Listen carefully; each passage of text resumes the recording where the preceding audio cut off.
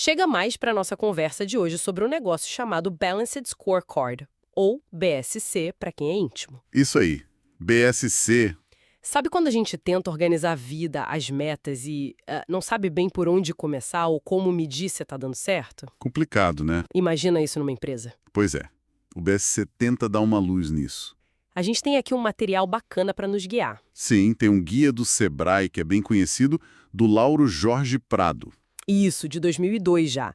E também uma pesquisa da Faculdade de Senac, Pernambuco, falando sobre como isso vira cultura na empresa, né? Exato, a tal da institucionalização. E tem mais. E uma análise mais recente, olha só, de um congresso da USP de 2018 que, cutuca umas feridas interessantes sobre causa e efeito. Exatamente. Gerenciar uma empresa é complexo pra caramba. O guia do Sebrae até compara com navegar em mar bravo, cheio de obstáculo. É verdade. Antigamente, o pessoal olhava muito só pro dinheiro, pro caixa. Mas será que isso basta para saber se o barco está indo na direção certa e se vai aguentar a viagem toda? Boa pergunta. O BSC surgiu justamente para oferecer uma visão mais completa, sabe? Uma bússola melhorada, digamos assim. Boa. Então, nosso papo hoje é para entender que raio de ferramenta é essa do BSC, porque ela bombou tanto. É como funciona na prática, aquelas perspectivas e tal. Isso. E claro, vamos cutucar um pouco. Quais são as críticas, os poréns que o pessoal mais experiente e as pesquisas mais novas levantam? Bora mergulhar nisso? Bora. Então, para começar do começo, o que é esse Balanced Scorecard? Bom, a ideia principal, que o Guia do Prado já trazia lá atrás, é que não dá para pilotar uma empresa olhando só para o painel financeiro. Seria como dirigir olhando só para o velocímetro, né? Exato, falta o resto. O BSC é, então, uma forma de traduzir a estratégia, tipo, onde a gente quer chegar, num conjunto de metas e medidas que conversam entre si. Ah, misturando o financeiro com outras coisas essenciais, é isso? Isso, coisas não financeiras também, para ter uma visão balanceada. Foi uma virada de chave importante, imagino. Demais. Antes, a sensação era que a contabilidade mostrava o retrovisor, o que já aconteceu. Mas e o para-brisa? Como saber se você está construindo o futuro? Boa analogia. Pesquisas citadas lá no material da USP, como as de Johnson and Kaplan, que depois criariam o BSC, né? E do Eccles, já apontavam essa miopia lá no final dos anos 80. Já faz tempo, hein? Sim. Faltava olhar para o que gera valor de verdade no longo prazo. Sair só do resultado imediato. E como surgiu o nome e a fama toda? Parece que a ideia não nasceu do zero, né? Não mesmo. O Guia do Prado menciona uns primos distantes na França, um tal de tableau de bord, e até na GE lá nos anos 60. Ah, interessante. Mas quem botou ordem na casa e o nome na praça foram o David Norton e o Robert Kaplan. Fizeram um estudo em 1990. E aí lançaram o conceito em 92. Exato. E aí, meu amigo, virou quase um padrão global. Bombou mesmo. Legal. E a estrutura básica disso? O clássico são as 4 perspectivas, né? O guia do Sebrae usa umas perguntas que ajudam a sacar a lógica. Como funciona isso na prática? Pensa assim. São 4 áreas que precisam estar em equilíbrio, como os pratos de um malabarista. A primeira, claro, é a financeira. A grana. A pergunta aqui é, para os donos do negócio ou acionistas ficarem satisfeitos, como a gente deve parecer para eles? Aqui entram os indicadores de dinheiro, lucro, retorno sobre investimento. O básico. O básico, mas também os mais elaborados, como o tal do valor econômico adicionado, o EVA, que basicamente tenta medir se a empresa está lucrando mais do que o custo do dinheiro que ela usa para operar. Ah, entendi. É o resultado final, né? O que todo mundo olha primeiro. Geralmente sim, mas para chegar nesse resultado financeiro, outras coisas precisam acontecer antes, certo? Qual a próxima peça desse quebra-cabeça? Imagino que sejam os clientes. Exato.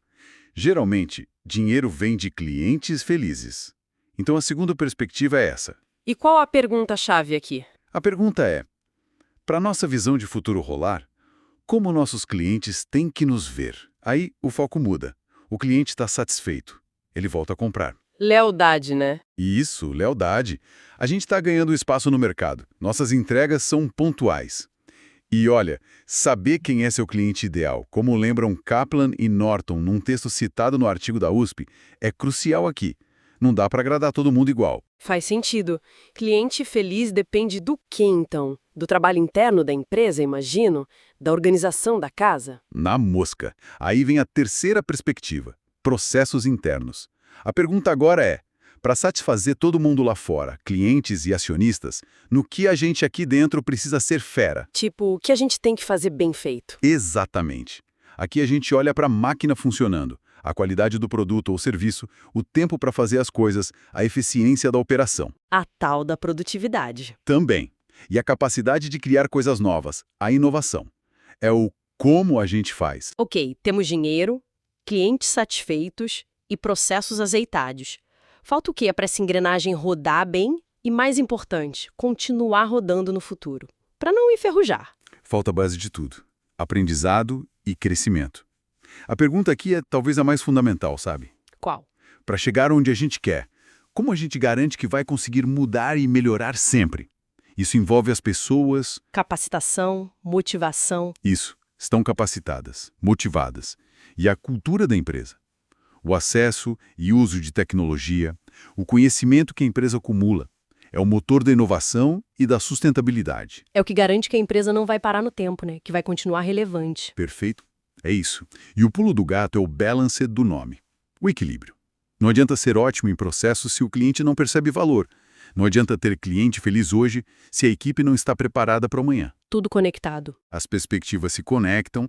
O material do Senac até traz uma distinção útil, citando outros autores, entre indicadores que mostram o passado, os lagging, tipo lucro, e os que apontam para o futuro, os leading, tipo treinamento ou inovação. Ah, interessante essa divisão. Indicador de retrovisor e indicador de para-brisa. Voltando nessa analogia. Boa, exatamente isso. O BSC tenta forçar a empresa a olhar para os dois. E essa ideia de conexão leva a um dos pontos mais fortes e talvez mais polêmicos, pelo que você disse do BSC. A tal da relação de causa e efeito. Como é isso? Então, a teoria é bonita, né? É quase uma história. Investir em aprendizado e crescimento, treinar a galera, por exemplo, melhora os processos internos, produz mais rápido e com mais qualidade. Ok, Isso agrada os clientes, entrega antes do prazo produto melhor. faz sentido. Clientes felizes geram melhores resultados financeiros. Mais vendas, mais lucro, maior valor para a empresa. O BSC, com aquelas setinhas ligando os objetivos no chamado mapa estratégico, tenta contar história de como a estratégia vai funcionar. Parece lógico. Uma coisa puxando a outra de baixo para cima. Mas sempre funciona assim tão direitinho na vida real? Tão linear? Opa, aí que a coisa esquenta. A pesquisa apresentada no Congresso da USP em 2018 fez um apanhado de críticas que foram surgindo ao longo do tempo. Ah, então não é só maravilha. Não, claro que não. Autores como Ittner e Larker, Norcliffe e outros começaram a questionar: essa relação de causa e efeito é sempre linear? É comprovada estatisticamente ou é mais um desejo, uma hipótese bonita? A realidade é mais bagunçada, né? Às vezes uma coisa influencia a outra de volta. Tem ciclos, feedbacks. O próprio estudo do Senac menciona autores que falam mais em complementariedade ou correlação do que em causa e efeito rígida, unidirecional. Peraí, então a pesquisa da USP foi além de só listar críticas. Eles testaram isso na prática, com números. Sim, e isso é o mais bacana do estudo deles. Eles pegaram dados de uma empresa real, durante 30 meses, um período bom, né? E rodaram análises estatísticas, correlações, regressões, para ver se as conexões que o mapa estratégico daquela empresa desenhava realmente se confirmavam nos números. Que corajoso! E qual foi o resultado? Deu match? As setinhas estavam certas? Olha, em partes. Algumas ligações apareceram sim, estatisticamente.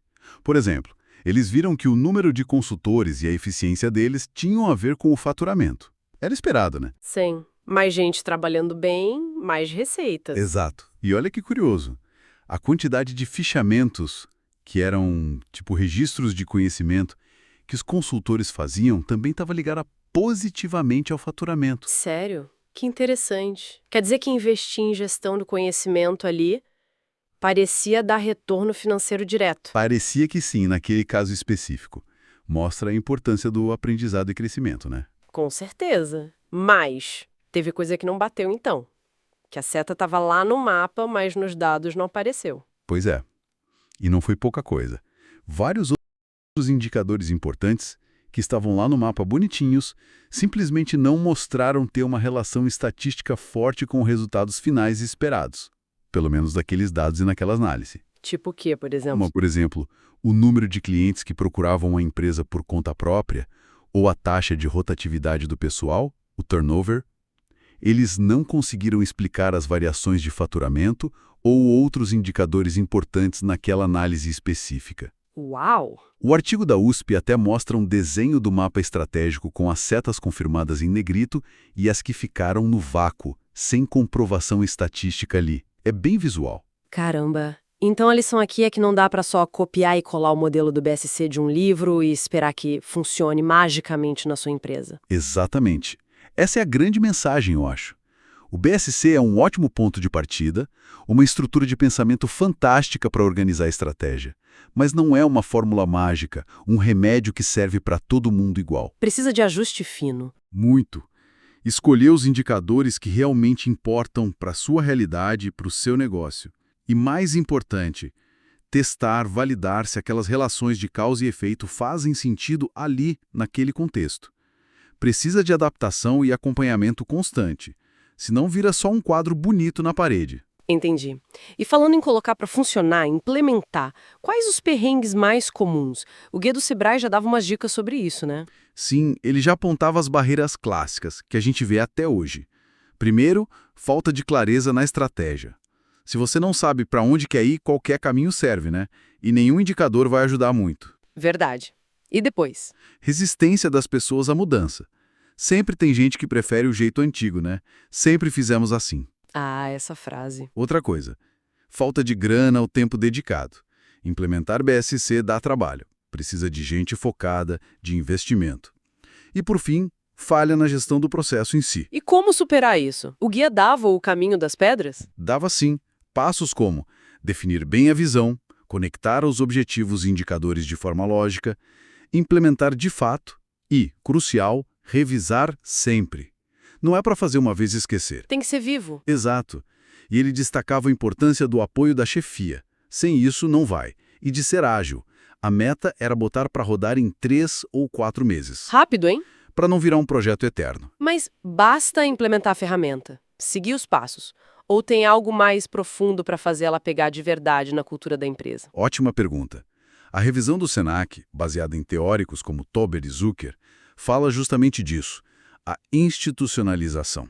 Nome complicado. O que significa? Significa que não é só usar a ferramenta. É fazer ela virar parte do DNA da empresa, do jeito de pensar e agir de todo mundo. Quase que automático, sabe? Entendi. Deixar de ser o projeto do BSC para ser o nosso jeito de gerenciar. Perfeito. É um processo que leva tempo, claro. Começa com o pessoal se acostumando a usar, a tal da habitualização. Depois a ferramenta vira algo concreto, reconhecido por todos, a objetificação. Até que ela fica totalmente incorporada natural, que é a sedimentação. Aí sim ela pegou. E como isso acontece? É só a diretoria mandando usar de cima para baixo? Então, aí tem um debate interessante que o artigo do Senac levanta. O modelo original do BSC, como foi concebido, pode parecer muito top-down. A diretoria define e comunica. Parece fazer sentido para a estratégia. Sim, mas para algo se tornar parte da cultura, para ser institucionalizado de verdade, a teoria sugere que talvez funcione melhor um processo mais misto. Como assim, misto? Com participação de vários níveis. Algo que venha da diretoria, claro, com a visão estratégica, mas que também envolva a galera da ponta, quem está no dia a dia, um processo mais bottom-up também. Ah, para todo mundo se sentir dono daquilo, parte da construção? Exatamente. Para ter mais engajamento, para que as pessoas vejam sentido naquilo pro trabalho delas. Muito interessante essa parte da cultura. E essa ferramenta, o BSC, ela serve só para empresa gigante e multinacional?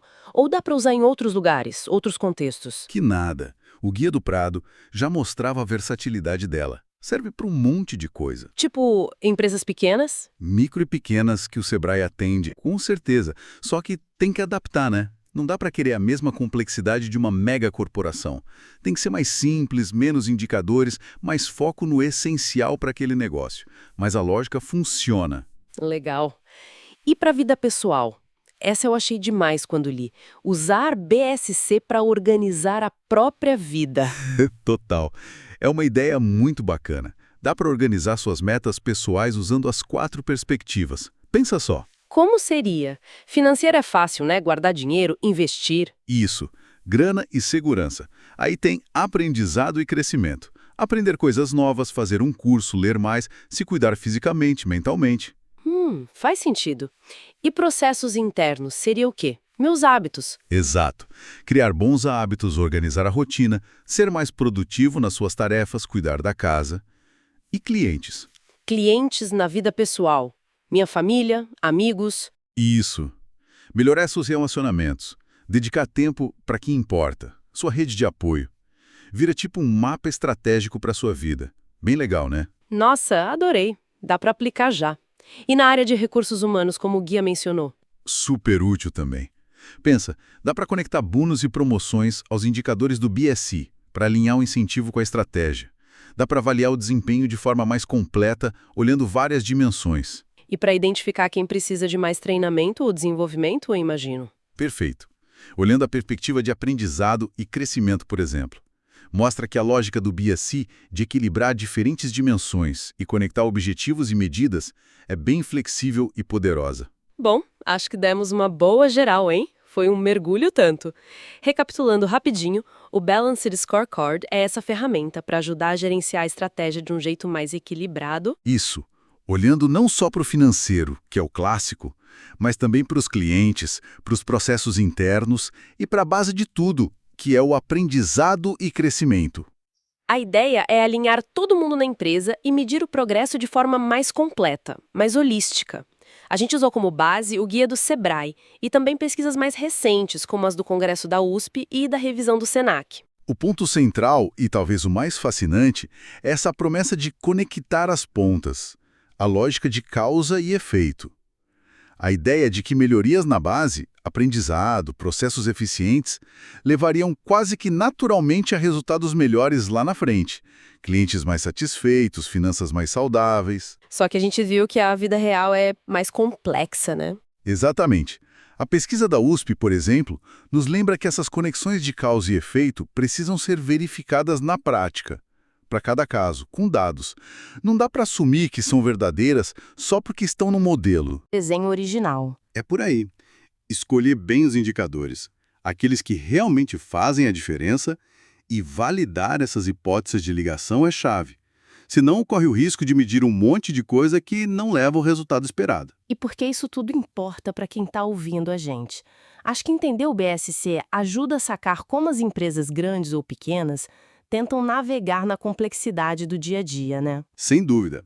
Ajuda a entender como tentam medir o que realmente importa para elas e como tentam colocar a estratégia para funcionar na prática, não só no papel. É útil para quem trabalha numa empresa, para entender melhor as metas, para quem investe, para avaliar a gestão, ou só para quem tem curiosidade mesmo sobre o mundo dos negócios. Com certeza. E para fechar, fica uma reflexão, uma provocação talvez. Manda. Se a gente viu que os mapas estratégicos podem ser meio estáticos e que essas relações de causa e efeito nem sempre são tão claras, tão lineares ou fáceis de comprovar, como será que as empresas poderiam usar o BSC de forma mais viva, mais adaptável?